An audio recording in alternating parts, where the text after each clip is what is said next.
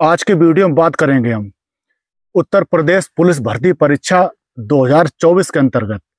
उसमें एक टॉपिक दिया गया है उसके सिलेबस में, आंतरिक सुरक्षा या इंटरनल सिक्योरिटी। इसके बारे में बात करेंगे। इससे एक प्रश्न आने की संभावना है। किसी भी राष्ट्र या देश की प्राथमिकता होती है उसकी संप्रभुता, उसकी सुरक्षा और अखंडता ये अक्षुण्ण बनी रहे। ये इसकी पहली प्राथमिकता होती है। और अपनी सुरक्षा व्यवस्था को सुदृढ़ता और उसे स्थायित्व प्रदान करने के लिए कोई भी राष्ट्र, अगर भारत के संदर्भ में देखा जाए तो मुख्य रूप से दो पहलुओं पर ध्यान दिया जाता है, जिसे बाहरी सुरक्षा और आंतरिक सुरक्षा के रूप में देखा जाता है। अगर बाहरी सुरक्षा की बात की जाए या बाह्य सुरक्षा या एक्सटर्नल सिक्योरिटी की बात की जाए तो इसके अंतर्गत विदेशी व्यक्ति, संगठन, विदेशी शासक या राज्य या विदेशी राष्ट्र, उनके द्वारा अगर सुरक्षा को चुनौती दी जाती है, किसी राष्ट्र की सुरक्षा संप्रभुता को चुनौती दी जाती है तो उसको बाहरी सुरक्षा के रूप में, बचाव के रूप में शामिल किया जाता है। अगर किसी देश, अगर भारत के संदर्भ में देखा जाए तो भारत देश की भौगोलिक सीमाओं के भीतर उत्पन्न होने वाली जो सुरक्षा संबंधी चुनौतियां होती हैं उनको आंतरिक सुरक्षा के अंतर्गत शामिल किया जाता है। और जो आंतरिक चुनौतियां होती हैं किसी भी देश की सुरक्षा और संप्रभुता को प्रभावित करती हैं और उस राष्ट्र की जो आंतरिक सुरक्षा होती है देश की सुरक्षा में एक प्रमुख योगदान निभाती है। अगर वर्तमान में भारत के संदर्भ में देखा जाए तो भारत में आतंकवाद, नक्सलवाद, जातीयवाद, क्षेत्रवाद और भ्रष्टाचार जैसी गंभीर आंतरिक चुनौतियां हैं जिससे समय समय पर देश की सरकारें निपटती रही हैं। साथ ही साथ जो संबंधित राज्य की सरकारें हैं उनने भी ऐसी चुनौतियों से बाकायदा लोहा लिया है। अगर भारत में आतंकवादी और उग्रवादी जो गतिविधियां हैं और निर्जातीय संघर्ष है, धार्मिक कट्टरता है, इनको देखा जाए तो ये आंतरिक सुरक्षा के सबसे बड़े खतरे के रूप में उभर के आए हैं। अगर आंतरिक सुरक्षा के आयाम देखा जाए तो आंतरिक सुरक्षा के मुख्य रूप से 4 आयाम होते हैं जो चाणक्य ने अपने अर्थशास्त्र में वर्णित किए गए हैं और इन्हीं 4 आयामों के आधार पर भारत की जो आंतरिक सुरक्षा है वो निर्धारित की जाती है।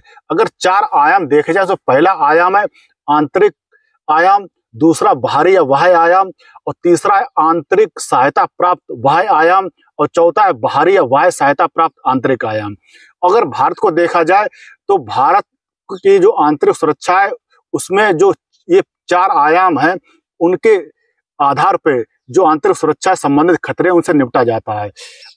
आजकल जो सूचना और डिजिटल का युग है इसमें दिनों दिन जो अंतर्राष्ट्रीय और बाहरी परिवेश है उसका स्वरूप बदल रहा है, जिसके कारण देश की जो सुरक्षा है आंतरिक और बाह्य रूप से प्रभावित हो रही है। और आंतरिक और बाह्य सुरक्षा जो संबंधित खतरे हैं एक दूसरे से अंतर संबंधित हैं और आंतरिक सुरक्षा और बाह्य सुरक्षा के जो खतरे हैं उन्हें एक दूसरे से अलग नहीं किया जा सकता है।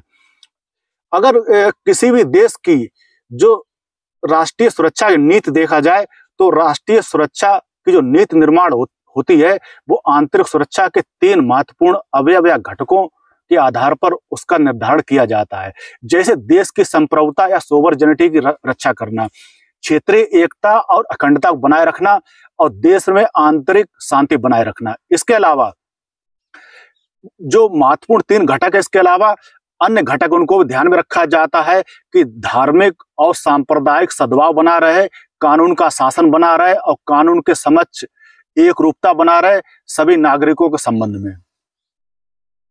आंतरिक सुरक्षा की जो नीतियां हैं, जो राष्ट्रीय सुरक्षा नीति से संबंधित है, उसके अंतर्गत जो अन्य जो सुरक्षा के आयाम है वो इस प्रकार है कि जैसे अभिव्यक्ति के अधिकार, इसकी सुरक्षा बनी रहे, मानवीय और नैतिक मूल्य इनकी स्थापना बनी रहे और लोगों का विकास हो, समृद्धि हो। इसके अलावा लोगों के विकास और समृद्धि के लिए उचित अवसर प्रदान किए जाएं और देश की सीमाएं हैं वो समग्र रूप से सुरक्षित बनी रहें। भारत आजादी के बाद से ही आंतरिक सुरक्षा के मोर्चे पर कई प्रकार की गंभीर समस्याओं से जूझता रहा, जैसे सांप्रदायिकतावाद शुरुआत में समस्या थी। इसके अलावा जो आंतरिक सुरक्षा के आधार पर जो बाह्य सुरक्षा की बात की जाए तो पाकिस्तान का आक्रमण हुआ भारत पे और इन्हें एक दूसरे से अंतर संबंधित करके देखा जाता है। अगर वर्तमान में देखा जाए हाल फिलहाल में 25-30 सालों में, तो इसमें मुख्य रूप से उड़ीसा का कंधमाल, वहां पे हिंसा हुई। उत्तर प्रदेश में बाबरी मस्जिद का ढांचा ढहाया गया।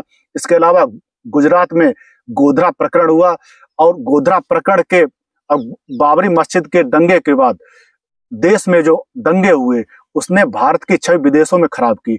इसके अलावा जो मादक पदार्थों का अवैध व्यापार और मानव दुर्व्यापार, मानव अंगों की तस्करी, इसके अलावा जो मानव अंगों की तस्करी, खरीद फरोख्त, इनके द्वारा मानव अधिकारों का गंभीर उल्लंघन हुआ है। और ऐसी जो परिस्थितियां होती है, अगर भारत के संदर्भ में देखा जाए तो देश की आंतरिक सुरक्षा के साथ साथ भारत की जो संप्रभुता या सोवर्जिनिटी है और राष्ट्रीय एकता और अखंडता, इसके समक्ष चुनौती पैदा हुई है। अगर भारत में आंतरिक सुरक्षा की प्रमुख समस्याएं और चुनौतियों की बात की जाए तो उसकी चुनौतियों को एक एक करके अलग अलग प्रकार से बांटा जा सकता है। सबसे पहले बात करते हैं आर्थिक चुनौतियां। आर्थिक चुनौतियों को संक्षेप में अब देखते हैं। जैसे गरीबी, बेरोजगारी, इसके द्वारा लोग अपराध करने की ओर अग्रसर होते हैं। खाद्य सुरक्षा और कुपोषण, काला धन या ब्लैक मनी, स्वास्थ्य सेवाओं की अनुपलब्धता, ये आर्थिक चुनौतियों के अंतर्गत आते हैं। इसके अलावा जो भारत की आंतरिक सुरक्षा संबंधित अन्य चुनौतियां इस प्रकार हैं। जैसे सामाजिक चुनौतियां, ये प्रमुख चुनौती है आर्थिक चुनौती की बात। जैसे अशिक्षा, सामाजिक कुरीतियां, जातीय और भाषाई संघर्ष, इसके अलावा भ्रष्टाचार, मानव तस्करी और दुर्व्यापार। अगर राजनीतिक चुनौतियों की बात की जाए तो भारत में जो राजनीतिक समानता की बात की गई है भारतीय संविधान प्रस्तावना में, वो राजनीतिक समानता अभी तक नहीं प्राप्त हो पाई है, जिसके कारण जो आंतरिक सुरक्षा के मोर्चे पर एक चुनौती पैदा हुई है। जैसे राजनीतिक चुनौतियों के अंतर्गत राष्ट्रीय एकीकरण की समस्या, अभी भी देश के उत्तर पूर्वी और जम्मू कश्मीर, इसके अलावा कुछ देश के भूभाग अभी भी देश के मुख्य धारा में शामिल नहीं हो पाए हैं और सरकार विभिन्न प्रकार के कानून बनाकर इनको देश में शामिल करने का प्रयास करती रही है। इसके अलावा राजनीतिक महत्वाकांक्षाएं, राजनीतिक महत्वाकांक्षाएं के आधार पर जो देश में विघटनकारी तत्व हैं, जो अपने क्षेत्रवाद और जातीयवाद के आधार पर अलग प्रांत या अलग देश या अलग अतिरिक्त स्वायत्तता की मांग करते हैं, वो प्रमुख चुनौतियों के रूप में उभर के आई है। और जैसे अंतर्राज्यीय विवाद, अंतर्राज्यीय विवाद के अंतर्गत जो मुख्य रूप से जो नदी विवाद हैं, तमिलनाडु, केरल और इसके अलावा आंध्र प्रदेश और कर्नाटक, इनके बीच जो नदी का जल विवाद है, वो आंतरिक जो चुनौती है, सुरक्षा की चुनौती है, उसके अंतर्गत इसको शामिल किया जाता है। और क्षेत्रवाद, क्षेत्रवाद अगर सीमित रूप से सकारात्मक रूप से हो तो क्षेत्रवाद देश के लिए कतई हानिकारक नहीं है। क्षेत्रवाद के द्वारा लोगों की क्षेत्रीय आकांक्षाएं पूरी होती है। इसके अलावा लोग अपने लिए उचित अवसर, विकास के अवसर तलाशते हैं। अगर क्षेत्रवाद एक देश के आंतरिक विघटन के रूप में आए तो क्षेत्रवाद खतरनाक होता है। इसलिए जो राजनीतिक आधार पर जो चुनौती आंतरिक सुरक्षा में, क्षेत्रवाद भी एक प्रमुख चुनौती है। इसके अलावा नक्सलवाद, नक्सलवाद मुख्य रूप से पश्चिम बंगाल, उड़ीसा, मध्य प्रदेश के कुछ क्षेत्र, छत्तीसगढ़ के क्षेत्र और इसके अलावा दक्षिण भारत में कर्नाटक, आंध्र प्रदेश, तेलंगाना, तमिलनाडु, ये क्षेत्र और महाराष्ट्र, ये क्षेत्र नक्सलवाद से प्रभावित हैं। और नक्सलवादों का जो क्षेत्र है, जो नक्सलवादी जो व्यक्ति होते हैं, आतंकवादी होते हैं, उनका देश के संविधान और देश के जो कानून है उसमें कोई भी विश्वास नहीं होता है। वो एक प्रकार की अलग से समानांतर व्यवस्था बनाए रखते हैं और एक प्रकार की अभी भी देश के कुछ भागों में समानांतर सरकार चलाते हैं, जहाँ कानून का जो दखल है काफी हद तक कम है और सरकार इससे निपटने के लिए काफी हद तक प्रयास भी कर रही है। इसके अलावा अलगाववाद, उग्रवाद, अलगाववाद नक्सलवाद से संबंधित है। उग्रवाद एक जाति विशेष या धर्म विशेष से संबंधित है, जिसमें अपने जाति, धर्म और नस्ल के कल्याण के लिए जो हिंसक साधन उनका प्रयोग किया जाता है और सरकार के विरुद्ध एक अघोषित युद्ध छेड़ दिया जाता है। अगर आंतरिक सुरक्षा के समक्ष अन्य चुनौतियों की बात की जाए, उसके बाद आती प्रशासनिक चुनौतियां। इसके अंतर्गत साइबर अपराध और साइबर सुरक्षा जो आज के डिजिटल युग में काफी बढ़ गई है और 2023 में इसके अंतर्गत कई धोखाधड़ी और लेन देन और जो मुद्रा विनिमय के मामले दर्ज किए गए हैं। और सीमा प्रबंधन और तटीय सुरक्षा, इसके अलावा कानून व्यवस्था के प्रति सकारात्मक जो दृष्टिकोण है उसका अभाव आम जनता में पैदा हुआ, लेकिन सरकार आम जनता में कानून के प्रति जागरूकता पैदा कर रही है। अब आगे चुनौती आती धार्मिक चुनौती। भारत एक बहुधर्मीय देश है, बहुनस्लवादी देश है। इसके अलावा बहुभाषी और बहुसंस्कृत वाले देश है, जिसमें धार्मिक चुनौतियां एक आंतरिक सुरक्षा के रूप में उभर के आई है। जैसे नॉर्थ ईस्ट के देश हैं, नॉर्थ ईस्ट के राज्य हैं भारत में, वहां पे जो धार्मिक समूह है, जो ईसाई वर्ग है, वो एक प्रकार से अलगाववाद की भावना पैदा करता है। इसके अलावा जो जम्मू कश्मीर में एक इस्लामिक आतंकवाद का दौर काफी लंबे समय चल रहा है और धार्मिक कट्टरता, रूढ़िवाद, ये धार्मिक चुनौतियों के रूप में उभर के आई है। इसके अलावा बाहरी चुनौतियों की बात की जाए तो आतंकवाद, अवैध ड्रग्स का व्यापार, ये बाहरी चुनौतियां आती हैं। अगर आंतरिक सुरक्षा के जोखिम के लिए जो उत्तरदायी कारक है उनकी अगर बात की जाए तो भारतीय आंतरिक सुरक्षा की बात की जाए, भारतीय आंतरिक सुरक्षा के अंतर्गत जो प्रमुख उत्तरदायी कारक इस प्रकार है। जैसे पुलिस प्रशासन और लोक सेवा है, उनमें ब्रिटिश उपबंध या कानून, भारतीय दंड संहिता आईपीसी, इंडियन पीनल कोड, आपराधिक प्रक्रिया संहिता आदि का यथावत बना रहना।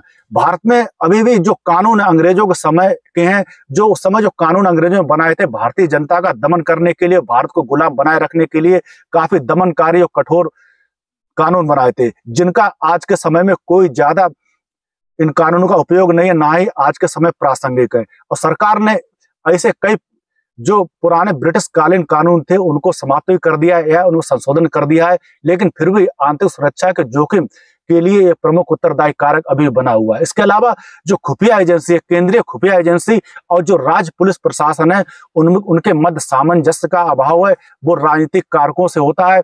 और कभी कभी ऐसा होता है कि केंद्र और राज्य में विभिन्न दलों की सरकार होने के कारण जो राज्य सरकारें हैं, केंद्र सरकार की जो एजेंसियां हैं, उनमें कोई भी योगदान नहीं करती या ना के बराबर योगदान करती हैं। जैसे पश्चिम बंगाल में अभी हाल ही में 2-3 दिन में जो ईडी पर हमला हुआ, तो वो एक प्रकार से राजनीतिक प्रकरण के रूप में ही माना जाता है। इसके अलावा जो सरकारी नीतियां हैं, योजनाएं हैं, उनका ग्रामीण और नक्सलवादी जो अति संवेदनशील क्षेत्र हैं, उनमें इन योजनाओं का अभाव है, या ऐसे क्षेत्रों में लोग योजनाओं के प्रति जागरूक नहीं रहते हैं, जिससे लोग आर्थिक और सामाजिक रूप से पिछड़े रहते हैं और एक आंतरिक सुरक्षा चुनौती के रूप में इसे उत्तरदायी कारक माना जाता है। इसके अलावा तकनीकी पिछड़ापन, अंतर्राष्ट्रीय समन्वय का अभाव, देश की जो कठिन भूभाग वाली सीमाएं हैं, खुली सीमाएं हैं, अंतर्राष्ट्रीय हस्तक्षेप वाली गतिविधियां, इसके अलावा जो अमित्र राष्ट्र हैं, दुश्मन राष्ट्र है, उनका प्रतिकूल व्यवहार।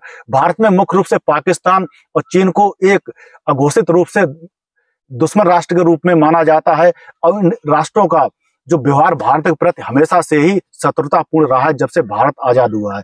इसके अलावा जो असमान और असंतुलित जो सामाजिक आर्थिक विकास हुआ है भारत में, अभी भी अगर भारत के जो दक्षिण के राज्य को देखा जाए तो उनमें आर्थिक संपन्नता अधिक है, तकनीकी जो प्रगति काफी अधिक हुई है, और जो भारत का जो उत्तर पूर्वी भाग है, वहां पे जो लौह और कोयला जो खनिज पाए जाते हैं, वहां औद्योगिकरण अधिक हुआ, लेकिन वहां जो अभी भी जो आर्थिक संपन्नता नहीं आई है, आर्थिक संपन्नता मुख्य रूप से दक्षिण के राज्य है या पश्चिमी भारत, पंजाब, हरियाणा या पश्चिमी भारत में और लिया जाए, जैसे महाराष्ट्र, गुजरात में आर्थिक संपन्नता दिखाई पड़ती है। जबकि जो बीमारू राज्य हैं, जैसे उत्तर प्रदेश, उड़ीसा हुआ, मध्य प्रदेश, छत्तीसगढ़, राजस्थान, इनमें अभी भी आर्थिक समानता या आर्थिक संपन्नता अभी तक नहीं आई है। इसके अलावा अपराधियों का राजनीतिकरण, भारत में एक विडंबना है कि संविधान में ऐसी व्यवस्था की गई है कि